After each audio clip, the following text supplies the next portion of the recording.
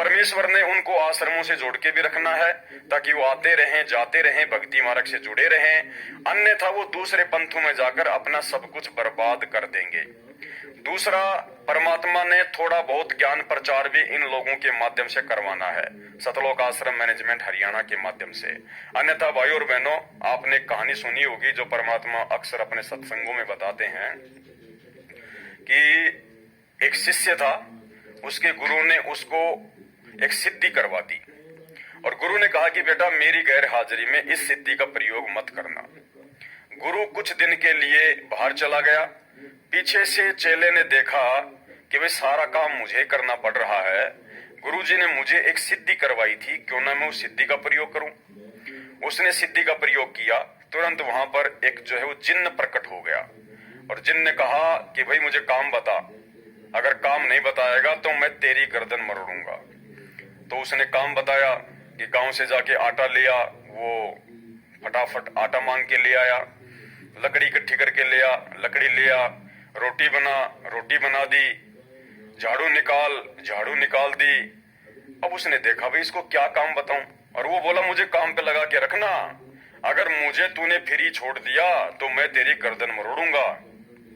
अब चेलाराम बड़ा दुखी, बड़ा परेशान हो गया, रो रो के गुरुजी को याद करने लगा कि आज ये मुझे मारेगा। इतने में गुरुजी उसको आते हुए दिखाई दिए। चेलाराम दौड़ के गया, गुरुजी के चरणों में गिर गया, रोने लगा। बोला भाई क्या हुआ? बोला गुरुजी बस पूछो मत, क्या हुआ? बोला तूने वो सिद्धि यूज कर ली क्या? बोले हाँ गुरुजी। अरे बोला नालायक, मैंने तुझे मना किया था ना कि मेरी एब्सेंस में सिद्धि यूज मत करना। क्या हुआ? गुरुजी ऐसे ऐसे उसने सारा काम कर दिया। अब वो कह रहा है कि मुझे काम बता, नहीं तो मैं तेरी गर्दन मरोड़ूंगा। तो गुरुदेव ने कहा कि चल उसको ऐसा बोल कि वो एक लंबा सा बांस लेके आ जाए। तो उसने कहा कि भाई तू एक लंबा सा बांस लेके आ जा। वो फटाफट एक बांस लेके आ गया।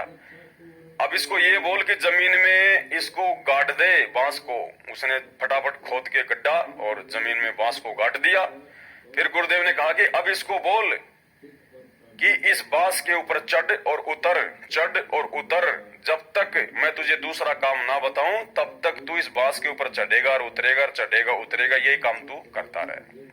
तो उसने ऐसा ही किया, जिन अपने काम पे लग गया और चेले राम की जान बच गई। तो भाइयों और बहनों, ये जो सतलोक आश्रम मैनेजमेंट हरियाणा है ना, ये है जिन्न, ये भगत नहीं है। भक्ति के तो आसपास भी नहीं है ये लोग। गुरुदेव भगवान को पता है कि ये जिन्न है, ये भूत हैं, ये काल के एजेंट हैं। भक्ति तो इनसे हो नहीं सकती, अच्छे कर्म तो इनसे हो नहीं सकते। इनको यदि किसी ने किसी काम पर लगाकर नहीं रखा तो ये और ज्यादा अपने कर्म बिगाड़ेंगे, मेरी संगत की भी ऐसी की तैसी करेंगे। तो परमेश्वर ने इनको एक प्रकार से ज्ञान प्रचार की सेवा दे दी कि तुम्हारे बस का केवल यही है और भक्ति वक्ति तुम्हारे बस की बात नहीं है। तुम ये भंडारे करते रहो, संगत को जोड़े रखो, और जो तुम्हारी हार्दिक इच्छा थी माया की, धन प्राप्ति की, जिसके लिए तुम भक्ति कर रहे थे, अपने गुरुजी से जुड़े हुए थे, तो खोलो आश्रम, बनाओ आश्रम, लगाओ इन पत्थरों में पैसा। तुम और संगत दोनों इसी प्रकार से आपस में जुड़े रहो।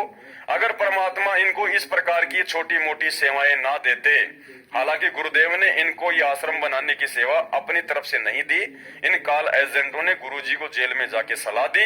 तब गुरुजी को तो मालूम था इन सब बातों का कि ये तो जिन है, यदि इनको किसी ने किसी काम पे नहीं लगा के रखा तो ये तो संगत का सत्यानाश कर देंगे।